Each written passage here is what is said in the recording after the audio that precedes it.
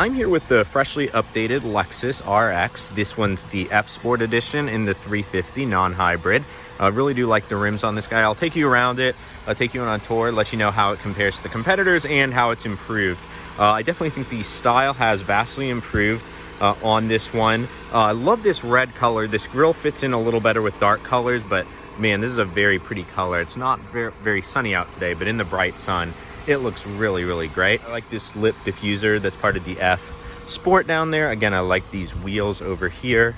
Just a very nice car, very nice place to spend time. Again, this would blend in a little better on dark colors, but it, you know, looks okay. It looks nice. As I'll show you inside, it's an actual window, which is kind of cool. And then here is the back, which I'll show you. Really, the only like not nice piece on here is this black Lexus plastic. The exterior of this car, it's, you know, very nice, very well made, very fitting in the price. That's the only thing that jumps out at me. I like how the first aid kit just like velcros back here. These fold the seats down. Let's check under storage here. So you actually do get a spare tire, which is kind of cool, and a little extra storage area there, and the jack. So that's kind of neat. Sometimes you don't get storage when you have all those things. It's as well, there's the subwoofer and quite a bit of storage there. And like I said, especially with these seats folded down, well, that usually, it's just going slow. With those seats folded down, and they do fold flat, you actually get quite a bit of storage back here, especially if you like took that out. Pretty decent, pretty large entry for that as well. So the other important thing on SUVs is the space in back. Very spacious in here if you get the 2-row one. The 3-row one, not as much, mostly for small children if you got that option, things like that. But yeah, with the 2 rows, 2 6-feet people would be just fine in here. I'll need this for later. Very comfortable seats back here as well. You know, this trim, I keep going back and forth on it. It's definitely interesting. It's definitely a little different as well. So let's check out the engine and then work our way around to the interior, and then I'll let you know how it drives and how it compares to the competitors.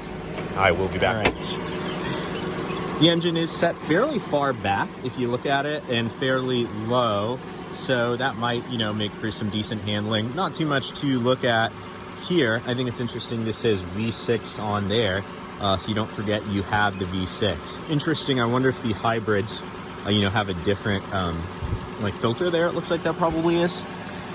But anyway, on to check out the interior of this.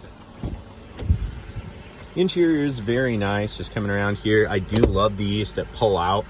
You can actually fit some decent stuff because it does go fairly deep. And they even managed to integrate a light in the storage down there. Thought that was kind of a clever mixed use. Again, this trim, it looks, I'll show you in the console, it looks a little better. On the doors here, it films a little better than it looks in person. But I like it's a little different, so I guess I like that. And of course there's many trim options. This is kind of plasticky. It's not like super cheap, but for the price of this, it's kind of like one of the other pain points. But overall, a very nice interior, nice soft touch materials here. They even managed to like carpet this down in here. A lot of people wouldn't have. Lexus does great attention to detail there. Good head-up display on here, very large, very easy to read. Big fan of that. Big fan of the gauges. Interesting. On some of these, you can get the gauge that like flips back and forth. It's just kind of a cool party piece. Doesn't actually help functionality at all. But this one does have multiple drive modes, including Sport and Sport Plus, which is pretty cool. We'll talk about that in the drive review. This does have the upgraded, you know, screen and Mark Levinson. We'll talk about price. That's like $3 grand. I almost would skip that. It's a great stereo. But essentially you're paying that just for the stereo because, you know, you have CarPlay, Android Auto, things like that now. This clock looks really great at night. It looks okay in the daytime. You know, pretty standard Lexus interior here. Nice shifter there. It's kind of dirty driving it for the week. 2 plugs down there. This is kind of clever. It's actually a phone holder. More and more cars are having this. It's such a smart feature. There are 2 cup holders. There's a push button to, I'm gonna guess, lift these cup holders out. So I figured out what this button does. If you have a very large cup that's very deep, you basically, it'll go down, which is actually a very clever, smart feature. And then this, when you're done using that cup, can pull it back up, so you can have 2 small cups in here. It only does that on the front one, but thought that was a very cool, clever feature. Where I think this trim actually looks really good with the curvature in here. Just for some reason, it doesn't look as good like on the doors. Don't know why that is. It looks like it's the exact same material. Maybe just the fact it's bent helps it look, you know, a little cooler, a little more futuristic, things like that. But, you know, stitched dashboard up here. This actually looks better here than it does on the door. I think maybe just because it has sun shining on it, it appears more metallic-y and shiny, things like that. Standard glove box here, pretty large owner's manual there, and things like that. Pretty standard up here. These are touch sensitive, which is kind of nice. I always appreciate little touches like that. Let me just move the sunshade back so you can get some idea. I won't open it because it's wet out today. I'm hoping that, yeah, that does go all the way back. So even in the back there, you get surround sound speakers, you get you know, like a moonroof, things like that. So it's a decent place to spend time. Those seats do slide forward and back as well, which is a nice touch. And then of course there's this little window here you can kind of see out, and then those are surround sound speakers there. These did not become touch sensitive, but that's all right. 2 extra USB here, very important in this day and age. These do get recline back and forth like this with a little lever on the side, and move forward and back like this. Weirdly enough, even though this one's pretty specced out, no heated seats back here. Thought that was kind of interesting. There is, however, you know, nice cup holders. Here there's actually an auto mode if you get the heated cooled seats. So if you have the heat on, it'll heat them. If you have the air conditioning on, it'll cool them. Very smart, clever feature. Start stop button there. You know, I do like this F wheel. It's very sporty, it's very aggressive. You know, nice leather. It is heated. What's kind of weird though is a lot of controls are still over here, which is like a throwback. You can turn the head-up display on. It's a lot of stuff you don't use too much, except for the view button for this camera, which is really neat. If you get that option, it actually gives you kind of like a helicopter drone view of your car. I'll show you a bit more about that when I cover the MMI. The only thing you use a lot over here is the heated steering wheel. For some reason, you know, it's over here versus over there. You think they could have integrated it, but probably a carryover from before they updated the dash on this car. Nothing too bad. There's also this little storage space here for credit cards, tickets, coins, you know, whatever you like. Speaking of storage, they've improved this a lot. I still wish they, and they did make it a touch screen. I was gonna say, I still wish there was a knob, but with the touch screen, if you're driving, it's much easier just to tap. And then if you're parked, you know, they've made it a lot better. It's still not intuitive if you're driving though. But there are a lot of duplicate buttons along here, so you can like move radio stations here, change sources here. A lot of it can be done from the wheel, like your volume, you know, again, there's a knob. You can go up through radio station presets, it's voice. So you don't really need to use this too much. This is a nice little rest here, so you can rest your wrist. Very comfortable, very convenient. Again, very nice interior here. Everything's very nice quality, as you'd expect from Lexus. Like even these buttons here. 2 more USB, and then another, you know, cigarette type port in there. Pretty deep here, pretty spacious. Overall nice place. And this one does lift out, which is actually kind of neat, because you know, you can clean it and easily and stuff like that. It almost also appears it's actually bigger with that out. So if you need a lot of storage and don't care about it being lined, you know, you could pull it out. And then, you know, the seats are very comfortable, very nice place to spend time. They have some bolstering here with the F Sport, so they help hold you in.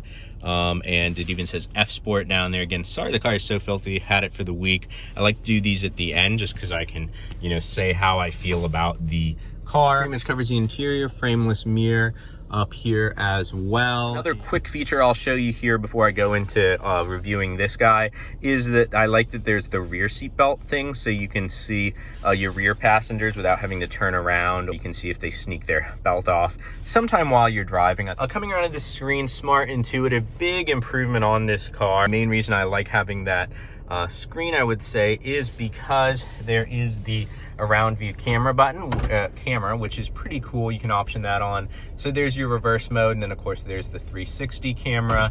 Then it's smart, if you go into drive, you can have it be, that's your front camera, so that's what's in front of you, which I thought was pretty cool. And then if you just, like I said, kind of want that around view, you just tap that, and it gives you this around view of your vehicle. And you can even change it like this, which is pretty cool.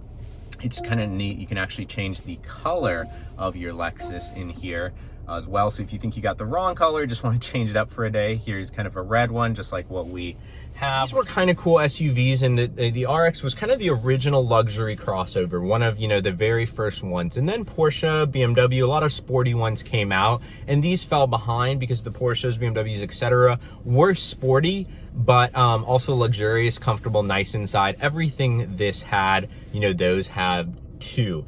This is the first one of these I've driven where it may not quite be as you know, sporty as Porsche or whatever. However, when you do drive it, it definitely is aggressive. It has, you can option with the F Sport pack performance package. The same suspension is on from like the LCs here. So it actually is in Sport Plus. Pretty aggressive. It's pretty flat. The turn-in's actually pretty good.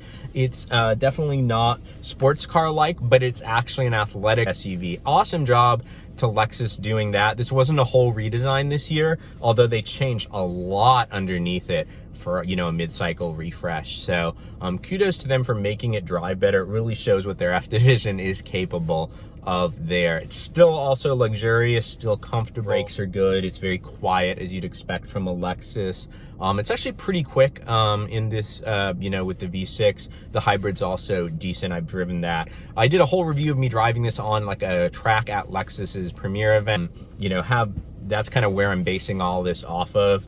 After spending a bit more time with this car, two things I noticed about like the F Sport performance that would be areas of improvement would be the Bridgestone tires. They tend to, you know, give a lot quicker than I'd expect something, you know, with an F Sport performance package too. And the steering ratio, very easy fix. It's not very fast or doesn't give very much feedback, even in the Sport Plus mode. I understand, you know, them trying to dial it back more for luxury, but when you go into Sport Plus, give as much feedback as possible, because you can tell the chassis of the vehicle is more capable than the steering and tires. Comparing it to the competitors, I kind of already compared it to some of its sporty competitors. If you want kind of the Lexus, you know, quality, reliability, quality, interior, all that, but also want something sporty, that's where that F Sport, the performance, there's two F Sports. There's F Sport, and then for I think $1,000 more, F Sport Performance, which I would recommend. It actually holds up fairly well with the performance suspension in that Sport Plus mode. Let me know any of the competitors I missed down below in the comments. I think this compares well. The one caveat is the price. It is about $51, and this one's optioned up to $61. A few things I went through that I feel like we could skip would be that Mark Levinson sound system. It's $3 grand. It's great. Don't know if it's $3 grand worth of great. You also get a bigger screen, things like that. But if you're trying to, you know, keep it below 60, which is where this is optioned out to, which weirdly isn't that crazy for now, kind of a mid-size, larger mid-size SUV. That's just wild to think about. But if you want to keep it closer to the 50, I would just get that F Sport package. Going through other options on here, $2,000 for the intuitive parking assist pano camera. It's kind of cool, and it's a safety feature. It's like $1,800 actually. And you also do get a blind spot monitoring with that. I'm kind of confused if you don't get blind spot monitoring standard. That would be kind of unfortunate. I wish they'd break that out from all the cameras, which are nice but not needed. Blind spot monitoring, that could be a life-saving, you know, feature. Cold weather package, a couple $100, definitely worth it. Color head-up display, $600. Up to you guys. The triple LED headlights. This car has good headlight standard. You could probably skip that. $1,600 if you drive at night a lot in the country where you need a lot of illumination. You know, that's $1,600 maybe worth getting. The pano roof, $500. That's a real bargain. I think I would definitely get that. Again, the nav for $33 with the Mark Levinson. These have pretty decent speakers standard. You could upgrade a couple of them for a lot less than $3 grand. Well, next time, my speedy racers, drive on.